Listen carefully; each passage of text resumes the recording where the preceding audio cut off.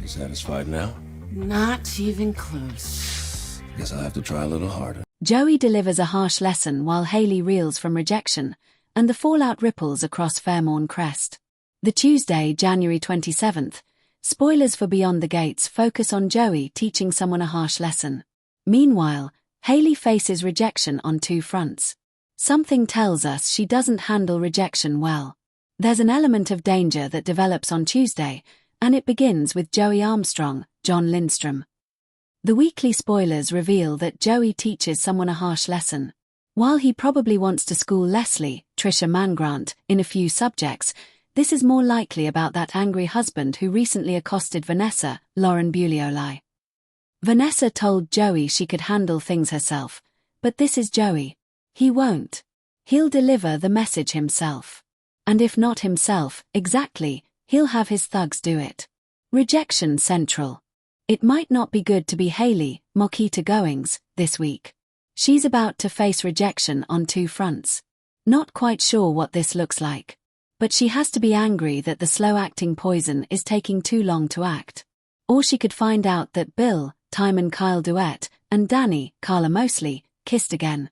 Also, she may try to get the law firm to dismiss Lynette's, Dominique Madison, $17,000 bill and grant her the family and friends discount. Or treat her case pro bono. But she is shot down for her trouble.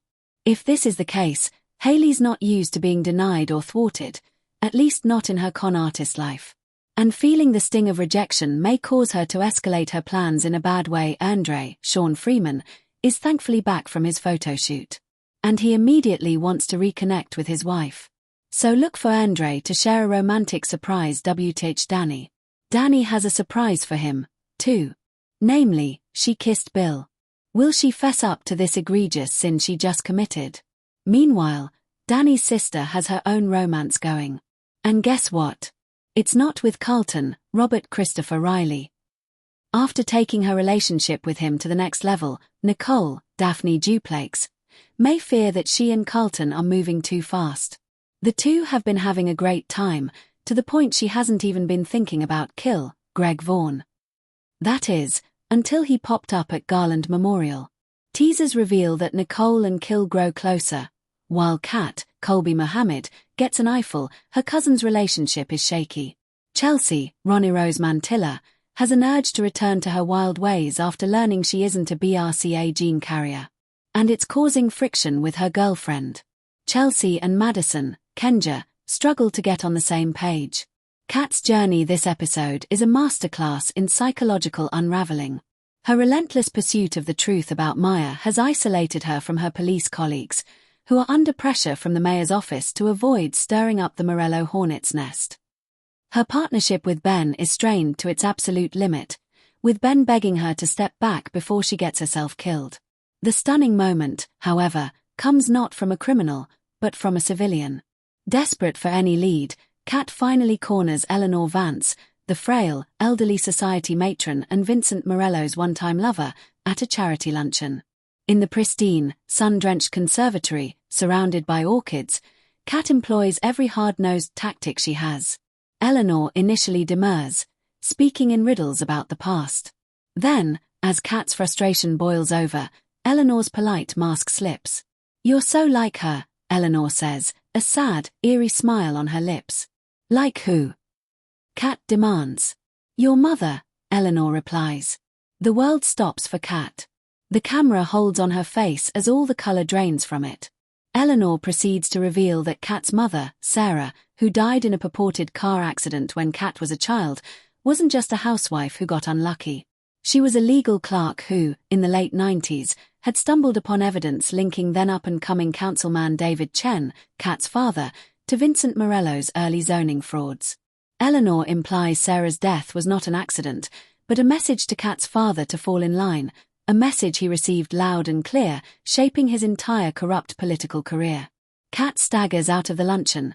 The polite applause of the attendees a muffled roar in her ears. The two pillars of her life, her quest for justice and the memory of her parents, have collided and crumbled. Her father's corruption is what got her mother killed. Her entire identity as the righteous cop cleaning up her town is built on a foundation of lies and blood. She doesn't cry. She sits in her car, hands shaking too violently to grip the steering wheel, staring into a void she no longer understands. The hunt for Maya's truth has just unearthed a far more personal and devastating one. Converging storms, the aftermath. The ripples from today's events are immediate and profound. Ben's dilemma. Ben finds Kat catatonic in her car. When she whispers her mother's name, he realizes the case has just become catastrophically personal. His choice is now stark: follow his professional duty to sideline her, or follow his heart and join her in a war that could end them both. The Morello shift. Joey's execution of Sal sends a clear, terrifying message to the organization. The old guard is on notice. Loyalty is absolute, and the penalties are corporate and clean. This, however, may create a schism with the more traditional, violence-prone elements who see Joey's method as weak. Kill's point of no return. Whatever happens in Ferrati's apartment, Kill has leapt into the abyss. His actions will inevitably pull Kat deeper into the darkness, even as he seeks to protect her. The Chen legacy. The bomb Eleanor dropped doesn't just affect Kat. This revelation has the potential to dismantle Mayor David Chen's entire empire and rewrite the history of Port Albright's corruption. The bottom line. Tuesday, January 27th, is not just another day in Port Albright. It is the day the chessboard was shattered. Joey Morello has formally declared himself a new kind of monarch, ruling with a silencer and a spreadsheet. Kill has transformed from a supporter into a potential martyr or vigilante. And Kat Chen, the show's moral compass, has been so profoundly stunned that her true north is gone. The search for Maya was the spark.